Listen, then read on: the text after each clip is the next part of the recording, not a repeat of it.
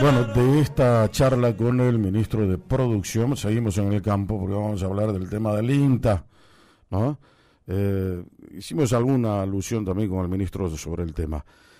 Hay un decreto, el 462/25, que transforma al Instituto Nacional de Tecnología Agropecuaria en un organismo desconcentrado y bajo el Ministerio de Economía de la Nación.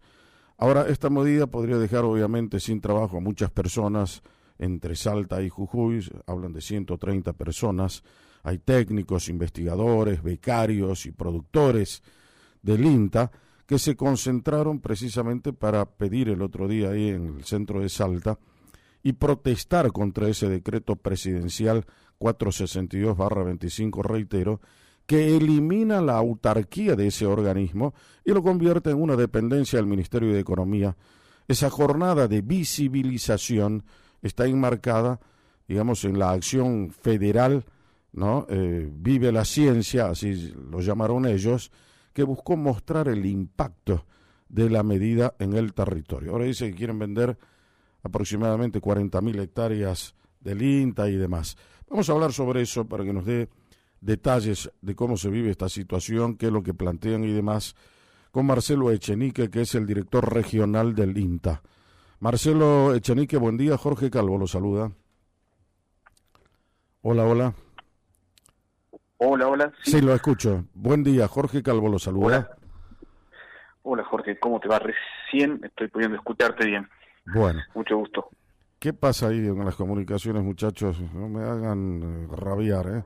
Bueno, iniciemos la charla, Marcelo. ¿Qué es lo que está sucediendo con el INTA? Le conté a la gente que hay un decreto, el 462/25, que le quitó la autarquía al INTA, ¿no? Y que ahora obviamente implica la pérdida de su independencia administrativa y financiera, que queda bajo control político directo del Poder Ejecutivo. Así que, ¿cómo se está viviendo este momento en el INTA, la transformación que se viene y cómo, en definitiva, ustedes esperan que se pueda dar? ¿Cuál es la perspectiva que se tiene sobre eso? ¿Qué tal, Jorge? Sí, no te escucho perfectamente, pero sí entendí más o menos la pregunta. Espero que ustedes me escuchen bien a mí. Yo lo escucho perfectamente, no sé qué pasa. El decreto, tal cual lo mencionabas, transforma al INTA de un organismo descentralizado autárquico como lo éramos, un organismo desconcentrado, dependiente de la Secretaría de Agricultura y del Ministerio de Economía. Ajá. Nosotros estamos con mucha incertidumbre todavía, esperando novedades para ver cómo vamos a seguir trabajando y bastante preocupados también en el sentido de que se centraliza muchísimo más todo lo administrativo y lo de recursos humanos. Uh-huh. Entonces, eso la verdad que si lo que queremos es buscar mayor eficiencia, que es algo que estamos todos de acuerdo en lo que hay que seguir trabajando, por ahora por lo menos se está complicando, digamos, y centralizando todo mucho más en Buenos Aires, ¿no? Uh-huh. ¿Es un organismo que se politizó el INTA? Hola, ¿cómo? Sí. Perdón. Parece que la falla la tienen ustedes, ¿no? Ya está todo perfecto. ¿Es un organismo que se politizó el INTA, que estaba trabajando directamente bajo la influencia de la política, o es un organismo técnico que está exento de la política?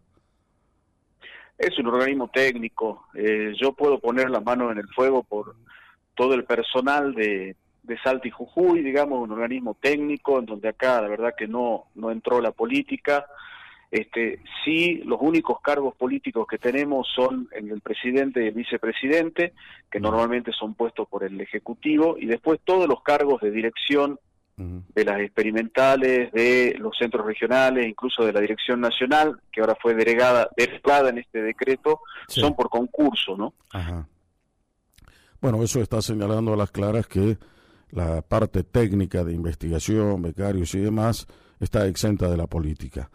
Ahora, tengo entendido, Marcelo, que el sindicato del personal del Instituto de Tecnología Agropecuaria, APINTA, representado por su secretario general, se llama Mario Romero, junto con la Asociación de Trabajadores del Estado, presentaron una acción de amparo en protección del INTA contra la ofensiva del gobierno. Y de acuerdo a lo que entienden los trabajadores, el gobierno quiere sacar a remate 40.000 hectáreas rurales del INTA para construir barrios cerrados, vender sus patentes de eventos tecnológicos, apropiarse de los recursos financieros que tienen en el Banco Nación y demás. ¿Es cierto todo esto que se denuncia o en todo caso han puesto ese recurso para que le devuelvan al INTA lo que era antes de esta situación? No sé decirte si es cierto o no, digamos, sí que nos preocupa en realidad, porque una de las cuestiones que también hace el decreto es terminar con, digamos, toda la estructura de gobierno público-privada que tenía el INTA, ¿sí?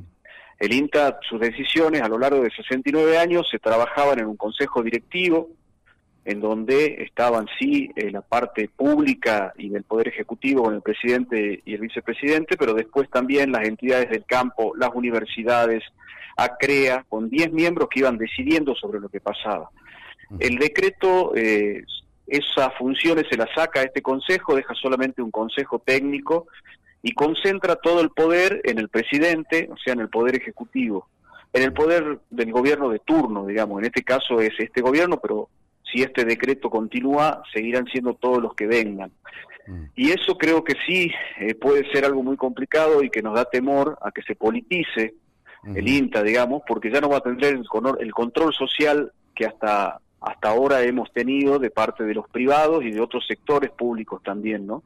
Entonces, a partir de eso y la concentración del poder en una sola persona, es un tema que nos preocupa por el personal, nos preocupa por el patrimonio, que a partir del decreto también tenemos que informar todo lo que tenemos en inmuebles, en vehículos, en maquinaria, a la AVE, y la AVE, que es la Agencia de Administración de Bienes del Estado, va a definir qué es lo que está en uso y es útil y qué no, y a partir de eso puede tomar decisiones. Entonces, si bien no tenemos certeza, son cuestiones que nos preocupan a todos también, y bueno, sé que los gremios a partir de eso también han presentado este amparo a la justicia, que veremos qué camino sigue, ¿no?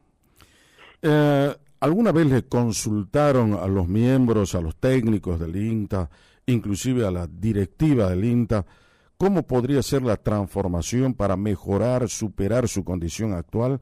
¿O vino el gobierno con un plan, dijo acá se cierra, vamos a hacer estas cosas, y lo tomaron por cuenta propia? ¿Cómo fue eso? Hubo un trabajo que se realizó a partir de noviembre del año pasado, en donde nos dieron 75 días para presentar una propuesta de reestructuración en la que trabajamos todos los centros regionales del país, trabajamos los consejos regionales también fuertemente en los meses de enero y febrero, que son meses complejos, pero hicimos una buena propuesta. Esa propuesta fue presentada al Consejo Directivo, pero evidentemente no cubrió las expectativas que se tenían, y a partir de eso se avanzó con esto del decreto, en donde no fuimos consultados, ¿no? Realmente sería muy interesante que podamos desde las regionales, con conocimiento de las provincias, poder tener mucho más protagonismo. Hoy se van tomando decisiones día a día, sin participación, sin consulta, y desgraciadamente creo que con poco conocimiento de lo que pasa realmente en las provincias.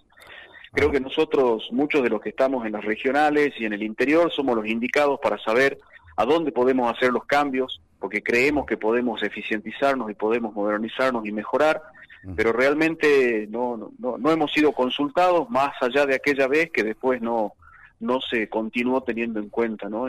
La propuesta. Ahora una pregunta ahí, Marcelo.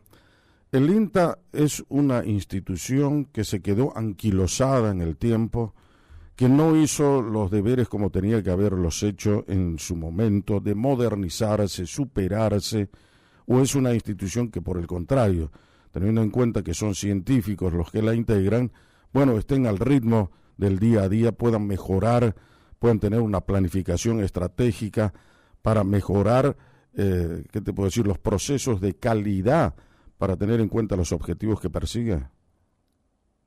Mira, el INTA tiene Planes, tiene un plan estratégico, por un lado, tiene planes de mediano plazo que los vamos cada 5 años evaluando y a partir de eso modificando los proyectos y los programas en donde estamos trabajando, y también tiene planes de centros regionales que en este momento, por ejemplo, estamos terminando de evaluar lo que se trabajó hasta ahora el 2025 con la idea de poder refrescar y retrabajar todas las líneas de investigación y el trabajo en extensión para poder llevarlo adelante. O sea, tiene una planificación, un monitoreo y una evaluación permanente. Y en eso es muy rico el aporte de todos los miembros de los consejos regionales, por ejemplo, en donde participan los gobiernos provinciales, las universidades, organizaciones de productores, entidades del campo, ¿no? Y en donde todo eso se va trabajando en conjunto con ellos, ¿no? Bueno, el decreto elimina los consejos regionales, por ejemplo, también, con lo cual la verdad que para nosotros es preocupante porque se pierde todo ese ida y vuelta con el sector productivo y el sector público que tiene que ver con la producción también. Ahora, es increíble, pero dentro del sector privado y también, ¿por qué no, dentro del público? El INTA tiene, digamos, muchas adhesiones. La gente lo tiene caracterizado como uno de los organismos más federales, que ha cumplido eficientemente la función para la cual ha sido creada, que ha hecho en el campo científico grandes avances. Todo eso estamos en riesgo de perderlo si se hace este tipo de reestructuración que pretende el gobierno nacional. Yo creo que sí, Jorge, lo estamos transformando en una unidad técnica funcional dentro de un ministerio. Ajá. Como INTA, con el decreto nos queda el nombre, ajá, porque no se atrevieron, creo, a cambiarlo, pero después se pierde muchísimo de esto. Todo el tema que tiene que ver con las investigaciones son a mediano y a largo plazo. Necesitamos una buena cantidad de años para llegar a un objetivo final. Y el tema de que quede todo concentrado en una sola persona el poder y esto pueda modificarse cada 4 años hace que sea muy difícil sostener las líneas de investigación de mediano y largo plazo. Claro. Así que la verdad que sí, estamos preocupados, sobre todo por lo que comentábamos antes de la falta de comunicación y de participación de la gente de carrera del INTA en la discusión de cómo continuar y cómo avanzar, ¿no? Eso es preocupante, sí.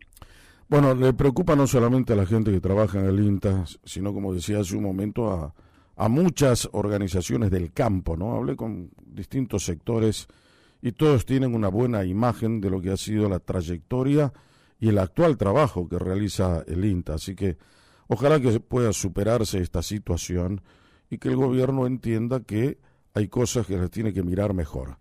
Gracias por tu tiempo, Marcelo Echenique, muy amable. Muchísimas gracias a vos y a ustedes por el llamado y cualquier cosa a disposición. Quo Vadis con Jorge Calvo, periodismo en serio. Hablábamos en Quo Vadis con Marcelo Echenique, director regional del INTA.